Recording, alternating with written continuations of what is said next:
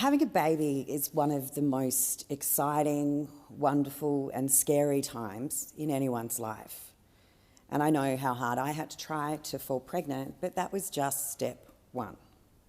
My mother had 7 miscarriages before I was born, and one came very close to full term. I've only ever heard of her referred to as Sally.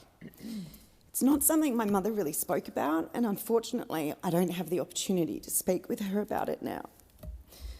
But as you can imagine, after my mother's 7 miscarriages, neither her nor I were particularly calm pregnant women during my first pregnancy. And because I was on fertility treatment, everything was closely monitored. So I knew I was pregnant at 5 weeks, but this silly old rule still exists that you don't tell anyone to 12 weeks because miscarriage is most likely to occur in those first 3 months. So then you get through those first 12 weeks and you hold your breath at every obstetrics appointment until you hear that heartbeat. That sound, and every parent knows it, is what you think at the time is the best sound in the world. And that sound is only overtaken when you hear the first laugh and giggle from your child, because those laughs cancel out every sleepless night and nappy blowout. So my beautiful baby was born after being induced. She was quite happy where she was, and 10 days past due date, it was time for her to face the world. But during the induction, her heartbeat started to go up and down, and there were concerns around the cord. I'd always told my obstetrician I wanted a healthy baby, and I didn't care how he got them out. So we went to plan B. Millicent May Hughes then entered the world within 8 minutes with a gorgeous big cry as she was lifted over my head to her dad's arms. Now, whilst we had a beautiful baby girl at the end of this pregnancy, when we were being taken back to my room, one of the nurses said to Millie's dad that they'd moved me to a different room. The bigger room with the ensuite that I was supposed to be in had been given to another mother, a mother who was coming in to deliver her stillborn baby. So as anyone who's ever had an emergency Caesar, the painkillers coupled with the postpartum hormones can make everything a bit of a blur. Let alone you've got this beautiful baby lying next to you in the crib, learning to feed, skin-to-skin contact. But both Stuart and I have never forgotten that moment. I think we both held our precious little girl that little bit tighter, knowing how lucky we were to have her.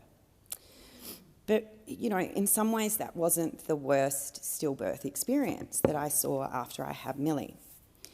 As new mothers, you're invited to mothers group. And sometimes you make lifelong friends, and sometimes the only thing you have in common with those women is that you're all new mums.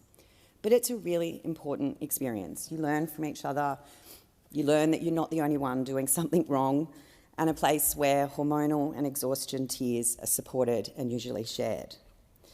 So at the end of the 6-week community health part, my group split into 2.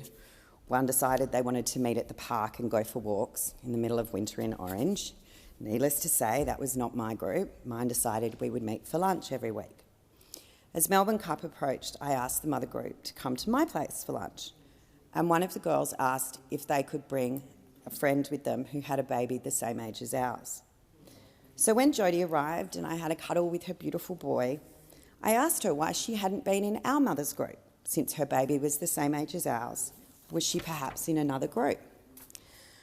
Jodie told me she wasn't invited to mother's group as this wasn't her first birth. 2 years earlier, Jodie had delivered a stillborn baby girl. The emotion was so raw in her voice as Jodie spoke to me about it, but all I could feel was this building rage. In what world do we exclude women from mother's group with their second babies after their first was stillborn? I still, to this day, get so upset about it. We need to bring miscarriage and stillbirth out of the closet and into the light. Every woman who's fallen pregnant has felt the butterfly flutters, the gymnastic rolling around, and the odd serious kick is a mother. The loss they experience at any stage of that pregnancy is raw, it's real, and it's grief. I came prepared. And I know that this is something that Senator Keneally understands. I've supported her motions in this area to recognise the tragedy of a stillbirth and the awful situation those families face. Sometimes in life there are things you simply can't understand until you experience it. And I know what our family's gone through having a special needs child. People can empathise, but they can never fully understand. So whilst my heart breaks for all these mothers and fathers who've experienced this grief, I can only stand here in empathy and, quite frankly, in awe. That when you pick yourself back up, and for many who are lucky to then get that rainbow baby, go on with your family life. As a mum who was lucky to deliver 3 beautiful and healthy babies, I can say I'm not sure I'd be as strong as you. So thank you, Senator Keneally, for advocating in this space and being so open about your gorgeous girl Caroline and the contribution she's made to your family. So I am pleased that we've taken the step to ensure that there is a clear and consistent minimum standard when it comes to parental leave for parents who experience this tragic loss.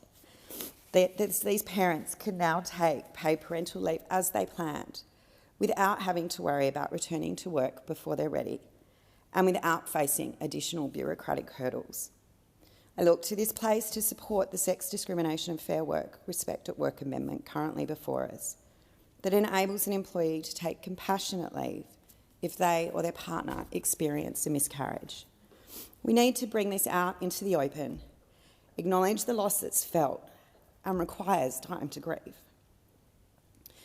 But what we do as a government is legislate the minimum standard. There are over 60 organisations that we know of who provide more generous provisions to those parents who experience a stillbirth. Organisations such as Bunnings, HSBC, Woolworths, BPay and Cricket Australia. And we commend those organisations and really would encourage all employers to understand the emotions, psychological and physical impacts of pregnancy loss or a stillbirth and provide extra support to those employees in need as best they can. And I promise you that loyalty to your staff at that horrific time in their life will be repaid tenfold. So again, I just want to commend Senator Keneally for her advocacy, for her working with Minister Cash in close consideration of this bill. By talking about things such as miscarriage and stillbirth, we bring them out of the shadows. We remove any stigma around the issue, stigma that should never have existed in the first place. By talking openly and government legislating a minimum standard, organisations and employers will be encouraged to think more about this issue, about how it affects their staff and how they can best support them through such a tragic event.